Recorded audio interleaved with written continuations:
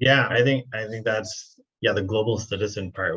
And I think I've talked to people about this, right? On where, and partly the band, I mean, the last 2 years have really accelerated a lot a lot of things. And I think we're still unpacking exactly what it accelerated, because we're realizing we're like, oh, well, diversity, that's a thing. That's, oh yeah, we kind of failed there. Let's work on that. Let's work on inclusion. And we're checking, we're slowly figuring out all these things. And sustainability, it was the Paris Accord, that whole thing happened as well. And remote work, and we're still, there's so much Yeah. that we're that we're looking at. But one of the things that's come out, a couple things. First is emotional intelligence. Is People are really starting to click. Oh, and I think it came out of the whole diversity portion that you mentioned, empathy. Like, that's just not. It's hard to teach. We'll put it that way. It's very hard to teach, and it's not been a focus. Like, our education system is not based on empathy in any way. Yeah. Maybe there's that one weird class in college where somebody talked about it, but that's about it. So Yeah. realizing that, oh, we need to have emotional intelligence. We need to have that. It's not possible, and the more global we are, the more you need it. It's our world is expanding. You are more likely now in a regular job to end up meeting 10 different cultures in one, without you can take one job and never leave that company, and you'll interact with more cultures than anybody would have 30 years ago in their Absolutely. life, right? They could have lived in suburban America and never seen anyone that didn't look, talk, act exactly like them. That was totally possible. But Right. now, like, you're talking about Zennials, is that what we're calling the newest gener? Like, Gen they're Z. like, I've been watching TikTok with people in Nigeria and every other country my whole life. Like that's not Yeah. a it's a whole new look. Yeah, I think when I was a kid in elementary school, we might have a pen pal and you might write to someone that you never knew or saw and said, hey, Right. this, I'm an American student and maybe you're an African student. That was the exchange. But now it's high fidelity video in real time where they're actually playing video games and gamifying with each other. And the Right. interactions that they're doing are different than the generations before in terms of just direct involvement with cultural differences and access globally. So yeah, I think empathy is huge. I think we don't want to make it all shiny and bright. I think there are some consequences to technology, and some of the studies that we've seen coming out around mental health is an important conversation to have. People do Mm, feel more isolated, even though we're more connected. We do still feel isolated, and we have this media connection, but we may not have that personal connection. And right. so we're seeing, in the midst of some of the research that was happening with the displacement and students not in school, that many of our youth were having an increase in suicidal ideation. And we saw rates going anywhere from 30 up to 70% of our students are thinking about, just kind of losing hope and not understanding how to process such a huge global event such as a pandemic. I mean, it's not just once in a lifetime, it's almost once in a century or 1,000 years type of thing. We're talking about similar situations. You have to go back to like the Black Plague, or you have to go back to the Spanish flu. They don't usually, not Right. many generations experience what we just did. And so there's kind of No. this survivorship that we all have now, right? If we've made it through. And how do we reintegrate? How do we reconnect? Yes, we can click a camera on, but do we really understand the pains and sufferings that people have disparate experiences with that? Many may have lost family members, others may not have really been impacted that month. It really just depends on where they live, their lifestyle, and how that experience went. Not everyone had a common experience with the pandemic, Right. and many are facing trauma. We're seeing a lot of unsheltered homelessness, seeing increases in mental health. And so there's a huge need and investment. Some workforce trends, since we're talking about workforce and economics a little bit here, is really in California. There's been some really interesting work. They passed a bill doing what's called mental health peer counseling. And so we're really Mm, hopeful for that to be kind of a new career path where individuals who maybe have experienced mental health impacts, maybe have a diagnosis or they've been through that journey themselves, can come back and help folks that are maybe in current crisis, where family members or physicians or psychiatrists or social workers may not be able to give them that kind of direct support about, hey, I've lived this, this is difficult, Right. here's some things that were like more The lived. empathy. Yes, the empathy and the understanding and the connection to that common experience is really important for health and for mental health. And that goes back to sustainability. Definitely, we all learned a lot about resilience. Right. And so now it's, how do we take the lessons that we've learned and some of the impacts of learning loss of the last 2 years, some of the setbacks. You see signs now, be patient with us, we're understaffed, and a real Right. need to get people to re-engage.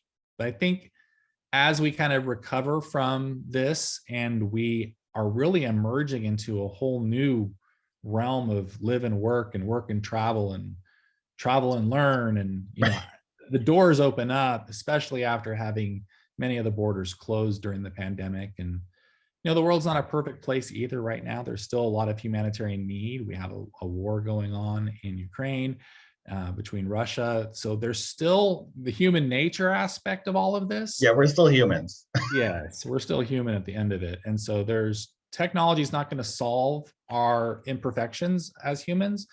But the real nice thing about humans is that we're also very caring, compassionate, and we do have the ability to be empathetic. And I think right now, as we see in impacts in Europe, with they're saying this is one of the largest refugee impacts in history, where we have this millions of people displaced. And this isn't the first time. We've gone through this, through multiple wars and histories of wars. And so the question really is to raise consciousness, like you're saying, conscious design. And are we thinking about others when we're designing? Are we thinking about what our nation values and what our businesses value and what we as individuals value? And I really believe that it's about brotherly love and care and compassion. We can make really meaningful impact and change. But it does take some intention and some thought and really getting down to trying to understand the world not as we know it or experience it, but try to also understand it from others' diverse points of view and historical points of reference, and the impacts that are real for them in terms of generational wealth distribution and power distribution. And so there's a great ability to be quite disruptive with technology. And we've seen it before, like in Egypt, right? They had their green revolution. And so I think there's still opportunities, and I think there are murmurs and clear indications of social transitions that we're in. And so for us at Global Urban Nomads, we want to be able to provide people the freedom to express themselves virtually, remotely, but in creative and caring, compassionate ways, and really try to carry that mission forward, that we can connect with each other even through our differences, and we can create a more caring and compassionate global community. And that could really resonate in ways that we haven't yet imagined. Since World War II, we have pretty much static nations for the most part. There hasn't been a lot of transition in geopolitical borders and things like that, but you almost have this weird and interesting overlay of this kind of technocratic, decentralized tribalism of different people connecting in different ways on different interests and different organizations. And it's mind-boggling to even try to put your head around the diverse points of view that how people come together. But there needs to be a public square and an opportunity to have those exchanges. Yeah, that's a good point. We don't really, borders haven't changed, but I feel like it's almost, we're redefining what a border means. And now the border is, which tech stack do you use? And which do you have internet is the first border. And then the next one is, which tech are you in? Are you in Facebook? Are you in Instagram? Are you which social media platform do you use? Are you iPhone or Android? Like that's those are our borders now on it seems like in how we operate and who we're, because it really defines who we're now spending a lot of our time on, right? Digitally. It's, well, I can FaceTime you if I'm on an iPhone, but if you're not, then I can't really FaceTime you. So then you have to get a weird app. And then are you a Zoom person? Do you use a computer and not even a phone? Like what does your world look like that way? And that's really kind of defining, which I find is interesting. Right? And there's still new ones. Like you mentioned Clubhouse earlier. Like it's not a completely full space. We're still seeing new. TikTok came out, that made huge changes. Clubhouse came out as a whole new thing of your voice only. Now people are thrown off. They're like, well, no, no video. But now people with slower internet can use that. So it's shifting those boundaries, which is interesting. It's very interesting to watch how we're very organically growing and trying out new things.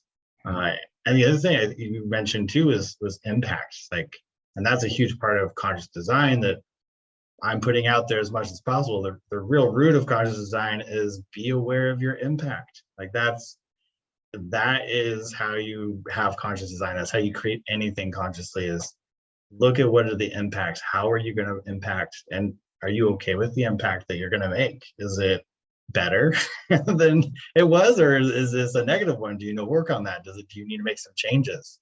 And that, I think people are, I'm putting out the idea of conscious design as much as I can, but it's also, companies that have been doing it. There are companies that are doing it. There are people doing it.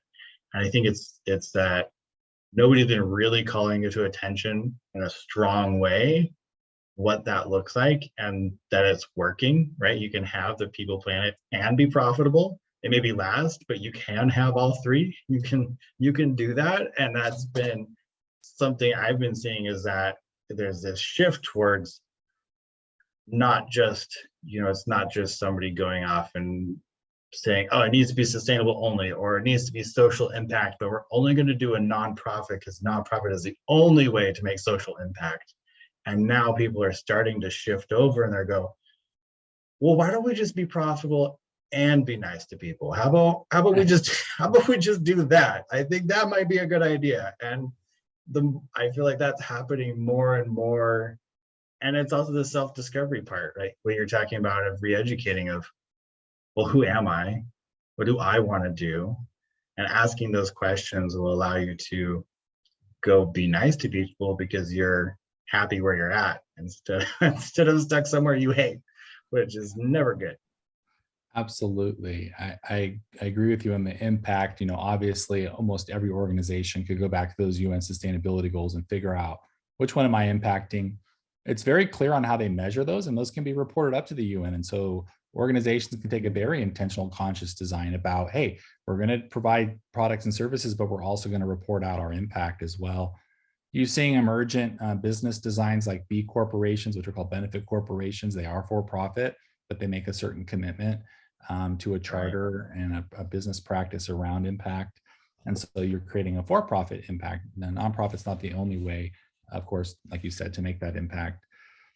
So those are some of the interesting trends that you're seeing around the sustainability efforts in organizations for sure these days.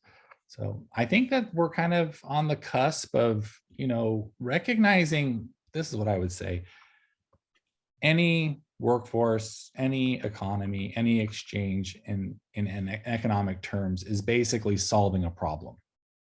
Right. So you have to solve someone's problem. If you're a plumber, you're solving plumbing problems. If you're a lawyer, you're solving legal problems. If you're a teacher, you're solving learning problems. Any job that anyone would take, or anything that they would do, even if it's a product, it's still solving a problem. If you're a person that makes, cups that get sold at fast food restaurants, that solves the problem of how do I hold a liquid and drink it, right? And so products and services, no matter what they are, they all common denominator is, what problem am I solving? And so when you think about skills-based education and skills-based learning approaches, especially like creating a 10-year plan, for instance, about where you want to be in 10 years, that might be 2 or 3 careers in 10 years. But what Right. skills do you want to pursue, and what kind of problems would you like? Some people like really complex systems problems. Some people like policy problems. Some people like financial problems.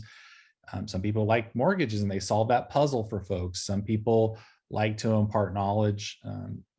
Ian, you're actually solving the problem of sharing insights, learning, knowledge around, hey, how are we more conscious in our design? And so design is actually solving problems, right? It's form function that it has to be clarified when we're actually solving the problem of solving problems, right? That's what design is.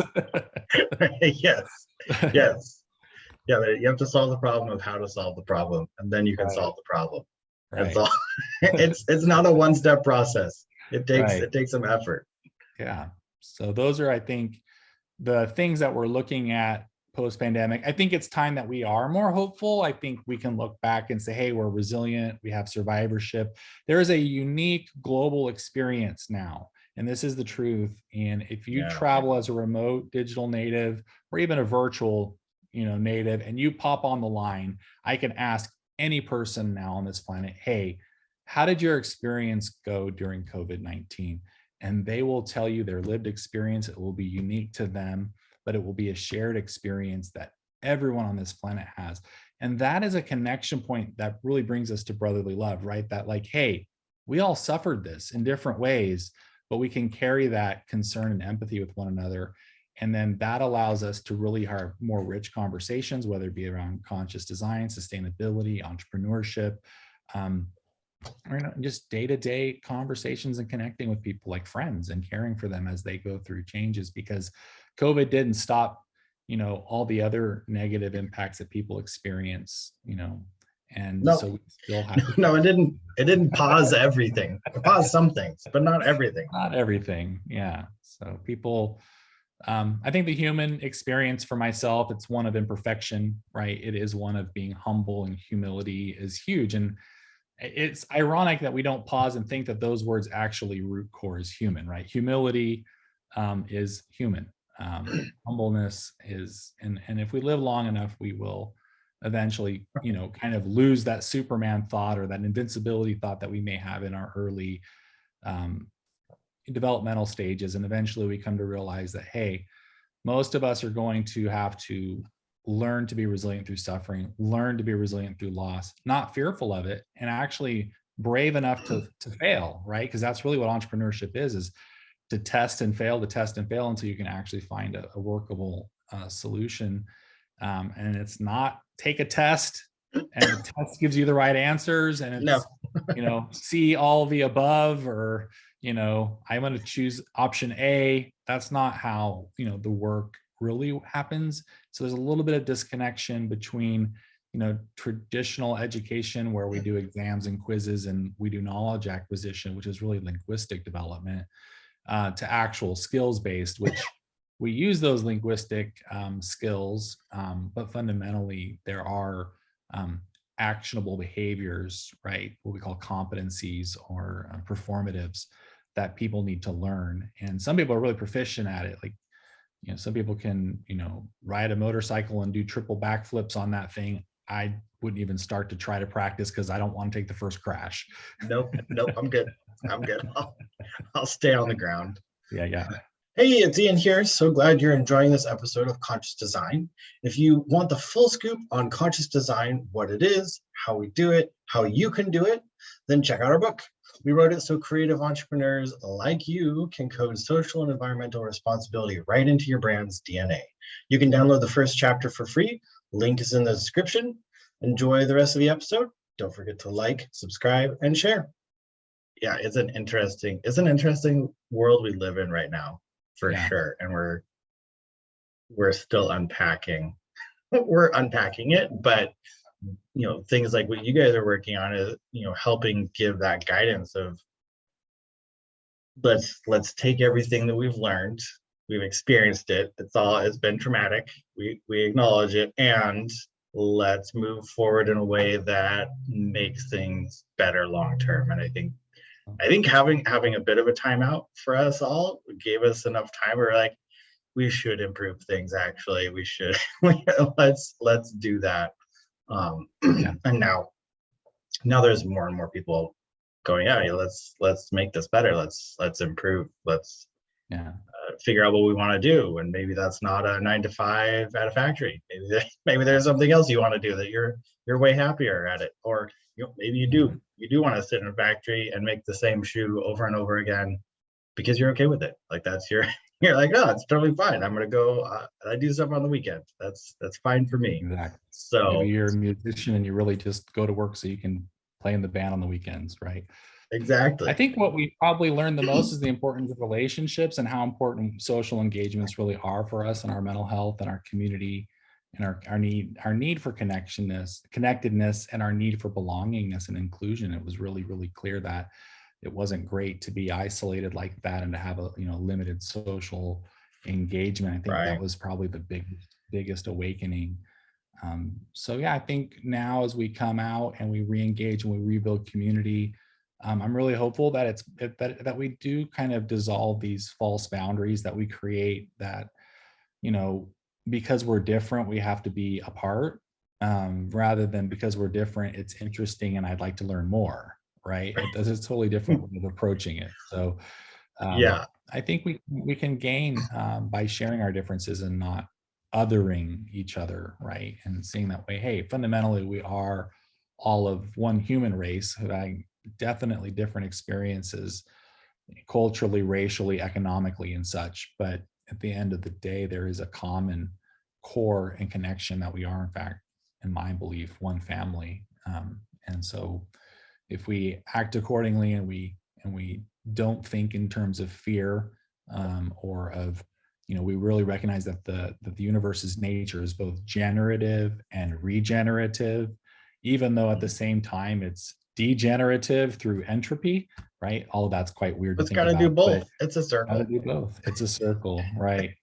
Yeah, circular economy is a big conversation, right? And that's about conscious design too. So what happens with the waste in your process? Can it be an input to another process?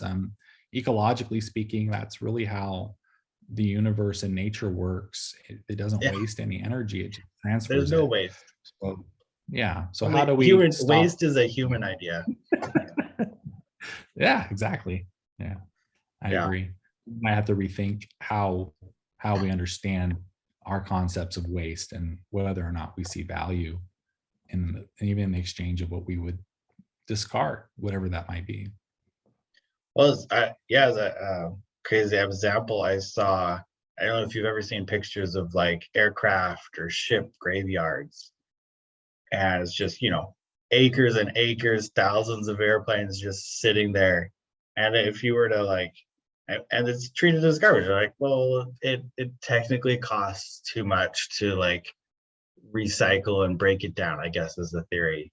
But at the same Yeah, time, if somebody found that much steel sitting on their land one day, they'd be like, I'm going to sell this. Let's use it. Why would I not use it? And in nature, it'd be like, well, it's going to get reused anyway. So, like, just the fact that we have this idea of it's too expensive to recycle is kind of a weird, weird concept. Where you go, well, what's the actual cost, right? What's the cost of not using all that material? It's a nice steel. It works. There's nothing wrong with it. You just gotta melt it again, reuse it. But yeah, it's such a human concept of let's have a trash heap and, and yeah, then leave it alone and not figure out how to make it useful.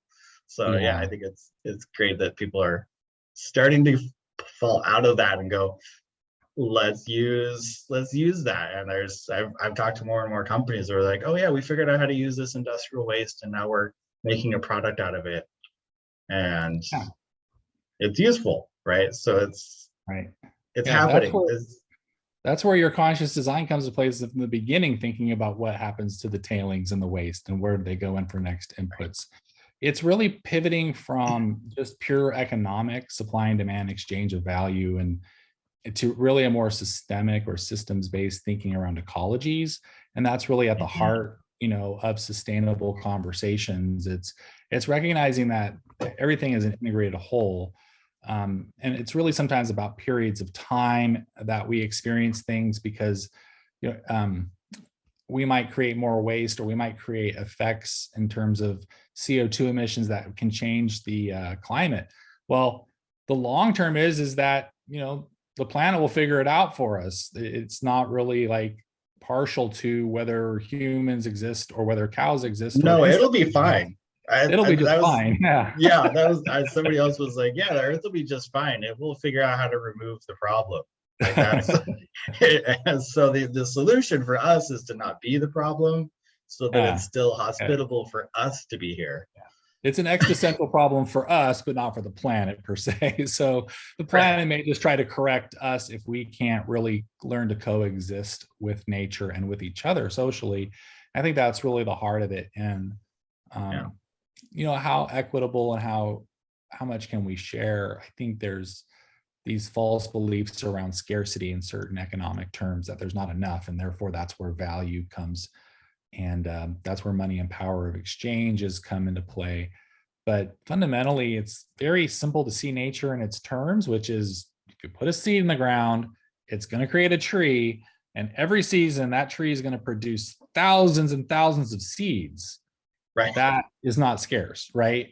And how many trees produce fruit that we never pick or never utilize? And how efficient are we actually in reaping much of the generative value of our planet? And I'd say we're pretty terrible at it. Pretty terrible at this point, but hopefully there will be a greater consciousness to that, and greater learning. I think there's some traditional ways that could be brought forward.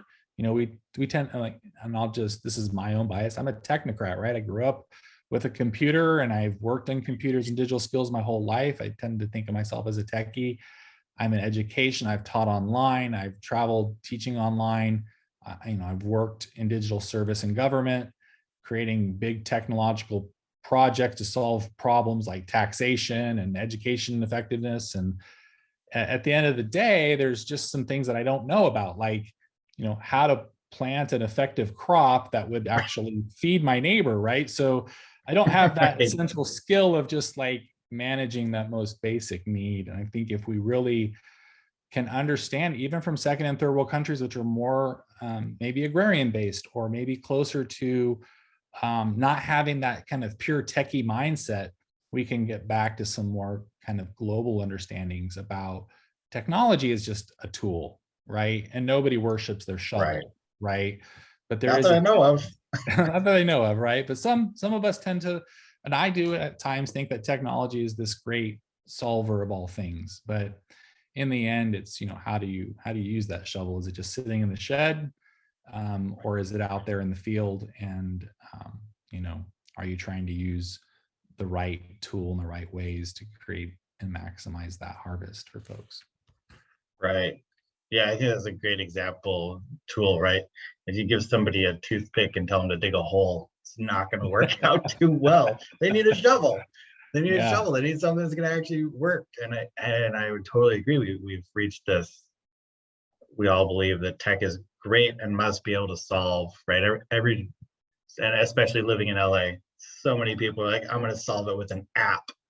Like, well, I don't know about that. I don't think you can solve everything with an app. I think there's some problems we need to solve in ways that an app just can't do it for us. It does lots of cool things, but maybe not everything. So I think, that's and I see more and more startups too coming up with like agriculture, regenerative farming, things like that. We're like, hey, let's focus on making better crops and not destroying the land while we do it, so that we all can have more food and do it nicely and things like that. So it's starting to, and hopefully as a species, we really pick it up and start looking at those things, as well as, don't get rid of tech person. We need, the tech is good. I like my Wi-Fi. I like being able to do the things I do, but I think we can do it in a much more sustainable and holistic, like you've been talking about. It's everything. We're all in this really big ecosystem, and we like to silo things. And that's, even in corporate structures, we used to far more silo engineering, never talk to marketing. And we saw how that worked. So I think this general theme of de-siloing everything and realizing that you can't put anything in a bubble, because that bubble is still here. we're all still here. So if you just have a bunch of bubbles in a space, you're still an ecosystem of some kind. You just are pretending that you're not. And that's how we got here. So that's where unintended consequences come in. If we're not communicating, we're siloed, we might end up doing something great for this bubble, but it's impacting the other bubble in another way.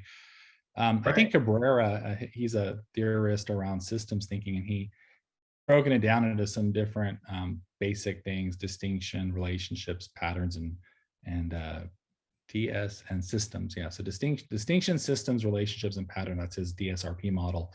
The distinctions is what you're talking about when I say I'm a man and not a woman, or I say I'm for profit or not profit. In the end, those are just distinctions semantically that we make so that we can linguistically express ourselves. And so we are making difference to make meaning, right? But those meanings don't actually devolve the fact that everything is integrated. And so decisions that get made in economic terms or political terms or social terms or racial terms, those are just modes of thinking, and that the degree at which we're adapting what lens we're looking through. I mean, I always liked this as a kid. Do you remember those red things you'd stick to your eyes and you'd click it and the picture would change? I showed my kids them, and they're like, what in the world is this thing? Like, this is video. This is internet. This was the original internet web. You want to look up an animal, you got to get the right card out and look at it. There you go. There it is. So, that viewfinder sense of thinking of the world, like, am I clicking through all the various views that are available? The technocratic view, the social view, and I think having those abilities to have flexible perspectives gives us the opportunity to have empathy, because we can realize, hey, I'm not actually seeing the whole picture or understanding it from another point of view. Right. Yeah, I think that's a good reference. Only millennials will get, but we'll take it. We'll know what we're talking about. Amazing. Well, this has been a really great conversation. We've covered so much in this, and I think it's all so related. I think that's as an example of how we're all in an ecosystem.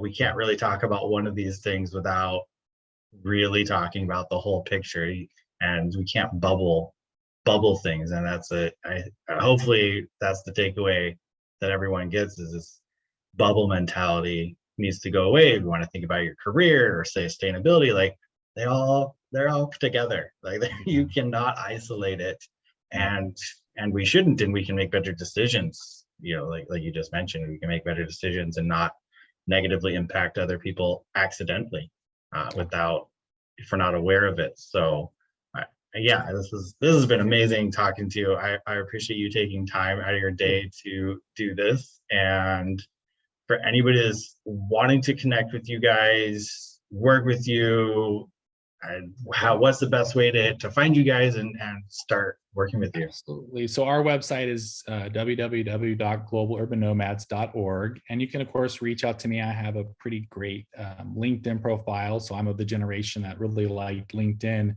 Yeah. But I need to get across that bubble. So if you're on Instagram, teach me how to Dougie, and let's figure out how we can connect kind of the LinkedIn bubble, which is all those people who can help us get into roles of responsibility, as well as kind of the Instagrams who are really the creatives, and they're trying to push those limits of what's possible for digital entrepreneurship.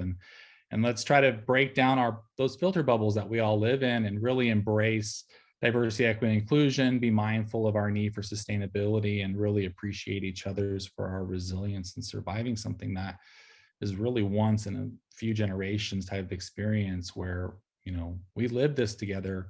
We know how important it is to have a human experience. And so we really can be compassionate, caring, and loving for one another, no matter what our backgrounds are. So I really do welcome you to connect with us. And we're really just looking to build a community of leaders around the globe who want to make positive impact and change. That's really fundamentally our mission. So come join us and be part of the collective and help us connect and make change. Amazing. Amazing. Well, thank you so much and have a good one. Thanks, Ian. I appreciate your time.